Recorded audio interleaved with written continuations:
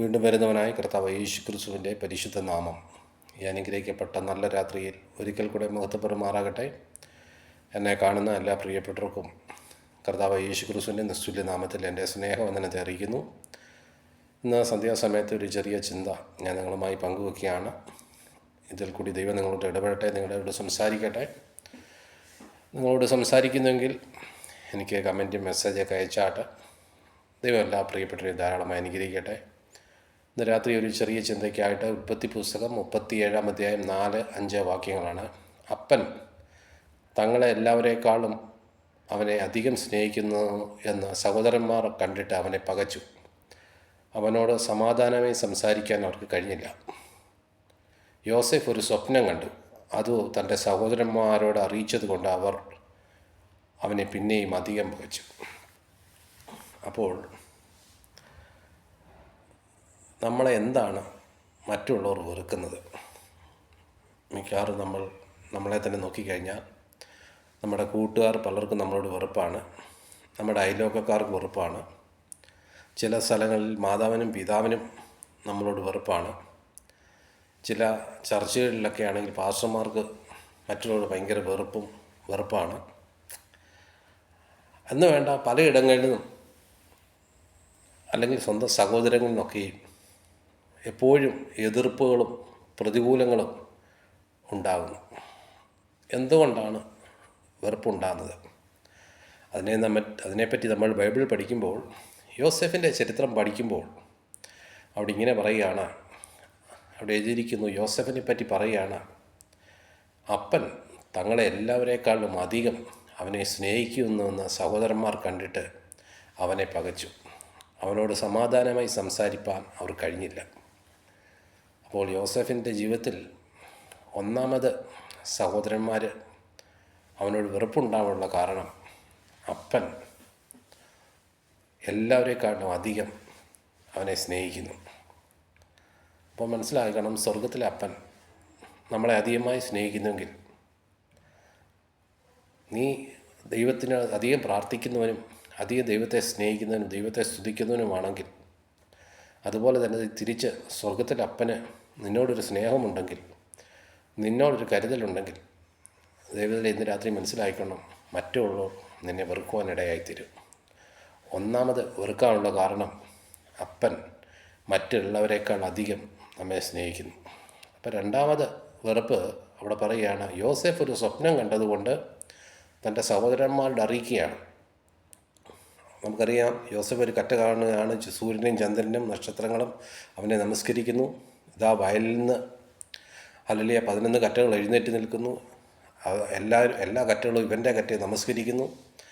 അങ്ങനെ ആ ദർശനം കണ്ടപ്പോൾ അവർക്കെല്ലാം മനസ്സിലായി, ഇവനെന്തോ ഒരു ഭാവിയുണ്ട്, ഇവൻ്റെ ജീവിതത്തിൽ അനുഗ്രഹമുണ്ട്, നമ്മളെക്കാൾ എന്തോ ഒരു ഉയർന്ന സ്ഥലത്ത് അവൻ എത്തുമെന്ന് ചിന്തിച്ച് രണ്ടാമത് അവർ പിന്നെയും അധികം പയക്കുവാനിടയായി തീർന്നു.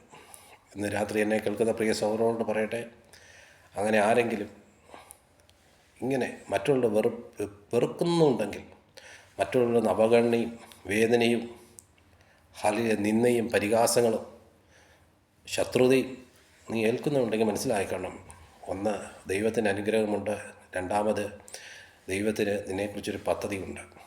ഹല്ലേലൂയ. അതുകൊണ്ടാണ് ഈ ലോകത്തിൽ നിനക്ക് മാത്രം പ്രതികൂലം, നിനക്ക് മാത്രം എതിർപ്പ്, നിന്നെ മാത്രം എല്ലായിടത്തും മാറ്റി നിർത്തപ്പെടുന്നു, എല്ലാവരും തഴയപ്പെടുന്നു.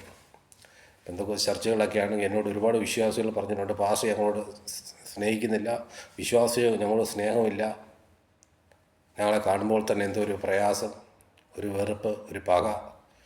നമുക്കളെ മനസ്സിലായിക്കോണം, അതിൻ്റെ കാരണം അവരെക്കാളെല്ലാം അധികം ദൈവം നിന്നെ സ്നേഹിക്കുന്നുണ്ട്, ദൈവത്തിന് നിന്നെക്കുറിച്ച് പദ്ധതിയുണ്ട്. അതുകൊണ്ടാണ് അവർ അധികമായി നിന്നെ വെറുക്കുന്നത്. Praise the Lord. അപ്പോൾ വെറുതെ മനുഷ്യൻ വെറുക്കുന്നില്ല, മനുഷ്യൻ നിന്നോട് വെറുതെ അസൂയപ്പെടുന്നില്ല, മനുഷ്യൻ എന്നെ വെറുതെ തള്ളിക്കളയുന്നില്ല. നിന്നെക്കുറിച്ച് എന്തെങ്കിലും പദ്ധതി ഉണ്ടെങ്കിൽ മാത്രമേ അവർ നിന്നോടങ്ങനെ പെരുമാറത്തുള്ളൂ. നമ്മൾ യാക്കോബിനെ പറ്റി പഠിക്കുമ്പോൾ ഉൽപ്പത്തി 27-ാം അധ്യായം 11-ാം വാക്യം വായിക്കുമ്പോൾ അവിടെ പറയുകയാണ്, അപ്പൻ യാക്കോബിനെ അനുഗ്രഹിച്ച അനുഗ്രഹം നിമിത്തം ഏശാവ് അവനെ ദ്വേഷിച്ചു. ഹല്ലേലൂയ. എന്നിട്ട് പറയുകയാണ്, ഞാൻ എൻ്റെ സഹോദരനെ കൊല്ലും. അപ്പോൾ അനുഗ്രഹം യാക്കോബ് തട്ടിയെടുത്തതല്ല അവൻ്റെ വിഷയം. അവൻ്റെ അപ്പൻ ഇസ്ഹാക്ക് യാക്കോബിനെ അനുഗ്രഹിക്കാനിടയായി തീർന്നു. ആ അപ്പൻ്റെ അനുഗ്രഹമുണ്ടെങ്കിൽ അവൻ്റെ ജീവിതത്തിൽ വലിയൊരു ഉയർച്ചയുണ്ട്.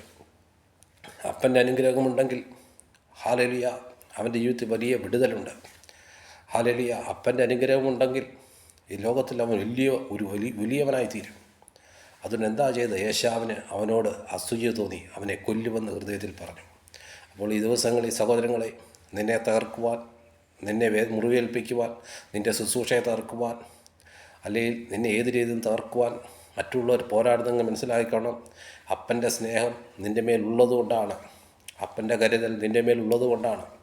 ഈ ദിവസങ്ങൾ ധൈര്യത്തോടെ ഇരുന്നാട്ടെ, പ്രാർത്ഥനയോടെ ഇരുന്നാട്ടെ. ഹല്ലേലൂയ സഹോദരന്മാർ വായിക്കുന്നത് ഹല്ലേലൂയ ദൈവത്തിൻ്റെ പദ്ധതി എൻ്റെ മേലുള്ളതുകൊണ്ടാണ്. ഹല്ലേലൂയ നമുക്ക് യോസേഫിനെ പറ്റി പഠിക്കുമ്പോൾ നമ്മൾ ഈ ദാവീദിനെ പറ്റി പഠിക്കുമ്പോൾ അവരുടെ സഹോദരന്മാർക്കെല്ലാം വെറുപ്പായിരുന്നു. അവനോട് സമാധാനമായി സംസാരിക്കാൻ പോലും കഴിഞ്ഞില്ല. ദാവീദ് തന്നെ സങ്കീർത്തനത്തിൽ പറയുന്നുണ്ട്, എൻ്റെ അപ്പനും അമ്മയും എന്നെ ഉപേക്ഷിച്ചിരിക്കുന്നു, എങ്കിലും യഹോവ എന്നെ ചേർത്തുകൊള്ളും. അങ്ങനെ വല്ലാത്ത കഷ്ടതയിൽ കൂടിയാണ് ദാവീദിൻ്റെ ജീവിതം കടന്നുപോയത്.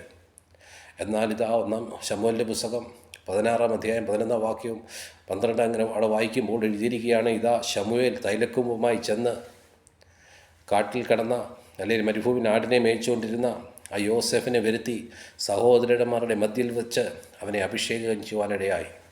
ഈ ദിവസങ്ങളിൽ സഹോദരങ്ങളെ, എല്ലാവരും ഒറ്റപ്പെട്ട് വേദനപ്പെട്ട് നിന്ന സഹിച്ച് പരിഹാസം സഹിച്ച് പ്രതികൂലം സഹിച്ച് നിൽക്കുന്ന ആരെങ്കിലും എന്നെ കേൾക്കുന്നെങ്കിൽ മനസ്സിലാക്കിക്കോണം, സഹോദരന്മാരുടെ മുമ്പിൽ വെച്ച്, നിന്നെ നിന്ദിക്കുന്നതിൻ്റെ മുമ്പിൽ വെച്ച്, നിന്നെ പരിഹസിക്കുന്നതിൻ്റെ മുമ്പിൽ വെച്ച്, നിന്നെ തകർക്കുന്നതിൻ്റെ മുമ്പിൽ വെച്ച് ദൈവമായ കർത്താവ് നിന്നെ അഭിഷേകത്താൽ നിറച്ച്, നിന്നെ ശക്തിയാൽ നിറച്ച് ശക്തമായി പ്രയോജനപ്പെടുത്തുവാനിടയായിത്തീരും. എന്തുകൊണ്ടാണ് സഹോദരന്മാർ ഇപ്രകാരം വെറുപ്പുണ്ടാകുന്നത്, നമ്മളെ വെറുക്കുന്നത്? നമുക്കറിയാം, 1 യോഹന്നാൻ്റെ ലേഖനം 3-ാം അധ്യായം 12-ാം വാക്യത്തിൽ പറയുന്നു, കായീൻ ദുഷ്ടനിൽ നിന്നുള്ളവനായി സഹോദരനെ കൊന്നു. അപ്പോൾ കായീൻ ഹാബേലിനെ കൊല്ലാനുള്ള കാരണം അവൻ ദുഷ്ടനിൽ നിന്നുള്ളവനാണ്. അപ്പോൾ പിശാച് പിടിച്ചവൻ, സാത്താൻ പിടിച്ചവൻ എന്ത് ചെയ്യും? നിനക്കെതിരെ പോരാടിക്കൊണ്ടിരിക്കും, നിന്നെ തകർക്കുവാൻ, നിന്നെ ഇല്ലായ്മ ചെയ്യുവാൻ, നിന്നെ ഏത് രീതിയിൽ നശിപ്പിക്കുവാൻ പോരാടിക്കൊണ്ടിരിക്കും. ഈ ദിവസങ്ങളിൽ സഹോദരങ്ങളെ, യോസേഫിനെ പറ്റി പഠിക്കുമ്പോൾ സഹോദരന്മാർ വെറുത്തുവെങ്കിൽ, പകച്ചുവെങ്കിൽ, അവരുടെ മുമ്പിൽ ദൈവം അവനെ മിസ്രയീമിൽ ആ ഫറവോൻ്റെ കൊട്ടാരത്തിൽ ശ്രേഷ്ഠമായ മന്ത്രിസ്ഥാനം കൊടുത്ത് ആ മിസ്രയീമിനൊക്കെയും അധികാരിയാക്കി അവനെ ഉയർത്തുവാനിടയായിത്തീർന്നു. കഴിഞ്ഞ കാലങ്ങളിൽ നിന്ദിച്ചവരിതാ, അവനെ ഒറ്റപ്പെടുത്തിയവരിതാ, പൊട്ടക്കിണറ്റിലിട്ടവരിതാ, അടിമയായി വിറ്റവരിതാ, ആഹാരത്തിന് വേണ്ടി അവൻ്റെ മുമ്പിൽ കൈ നീട്ടേണ്ട, അവനെ കുമ്മിടേണ്ട ഗതികേട് വന്നു. ദിവസങ്ങൾ മനസ്സിലാക്കണം, നിന്നെ തള്ളിക്കളയുന്നവർ, നിന്നെ അപമാനിക്കുന്നവർ, നിന്നെ വേണ്ടെന്ന് പറഞ്ഞ് ഉപേക്ഷിക്കുന്നവർ ചില നാളുകളിൽ കഴിയുമ്പോൾ നീ മുഖാന്തരം അവർക്ക് അനുഗ്രഹമായി മാറും. അവരുടെ തലമുറ, അവരുടെ മക്കൾ എല്ലാം തള്ളിക്കളഞ്ഞ് നിന്നെയും കൊണ്ട് അനുഭവിക്കേണ്ടതായി വരും. ഹല്ലേലൂയ.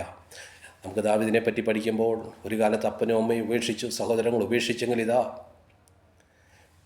ഒടുക്കമിതാ സഹോദരന്മാരെല്ലാം അവൻ്റെ അടുക്കൽ കടന്നില്ലാണ്. അവൻ രാജാവായി കഴിഞ്ഞപ്പോൾ, അവനും ഇസ്രായേൽ വലിയ രാജാവായി വലിയ അനുഗ്രഹത്തിൽ എത്തിച്ചേർന്നപ്പോൾ ഇതാ തള്ളിക്കളഞ്ഞവർ പോലും അവൻ്റെ അടുക്കൽ കടന്നു വരുവാനിടയായി തീർന്നു. ദിവസങ്ങളിലെ സഹോദരങ്ങളെ, എന്നെ കേൾക്കുന്നവരെ, ഇങ്ങനെ വേദനയിൽ കൂടി കടന്നു പോകുന്നവർ, പ്രയാസത്തിൽ കൂടി കടന്നു പോകുന്നവർ, ധൈര്യത്തോടെ ഇരുന്നാട്ടെ, നിനക്കൊരനുഗ്രഹമുണ്ട്. കർത്താവ് ഇങ്ങനെ പറഞ്ഞു, ഞാനോ നിങ്ങളോട് പറയുന്നു, നിങ്ങളുടെ ശത്രുക്കളെ സ്നേഹിപ്പീൻ, ഉപദ്രവിക്കുന്നവർക്ക് വേണ്ടി പ്രാർത്ഥിപ്പീൻ. നിങ്ങളുടെ ശത്രുക്കളെ സ്നേഹിച്ചാട്ടെ, ഉപദ്രവിക്കുന്നവർക്ക് വേണ്ടി പ്രാർത്ഥിച്ചാട്ടെ, നീ നശിക്കത്തില്ല. നിനക്കൊരനുഗ്രഹമുണ്ട്, നിനക്കൊരു വിടുതലുണ്ട്, നീ ചില നന്മ കാണും, അനുഗ്രഹങ്ങൾ കാണും. ഹല്ലേലൂയ. പകയ്ക്കുന്നവർ പകയ്ക്കട്ടെ. ഹല്ലേലൂയ. സമാധാനമായി സംസാരിക്കാൻ കഴിയാത്തവർ സമാധാനമില്ലാതെ സംസാരിക്കട്ടെ. ഇതെല്ലാം കണ്ട് മറുപടി തരുന്ന ഒരു നല്ല കർത്താവുണ്ട്. ദിവസങ്ങൾ ആ ദൈവം തന്നെ അനുഗ്രഹിക്കും, ഉയർത്തുവാനിടയിൽ തരും. ഈ ദിവസങ്ങളിൽ ഈ വചനങ്ങൾ ആ ദൈവം നമ്മെ സഹായിക്കട്ടെ. എല്ലാവരെയും ഓർത്ത് ഞാൻ ദൈവത്തെ സ്തുതിക്കുന്നു. കർത്താവ് എല്ലാവരെയും അനുഗ്രഹിക്കട്ടെ. God bless you.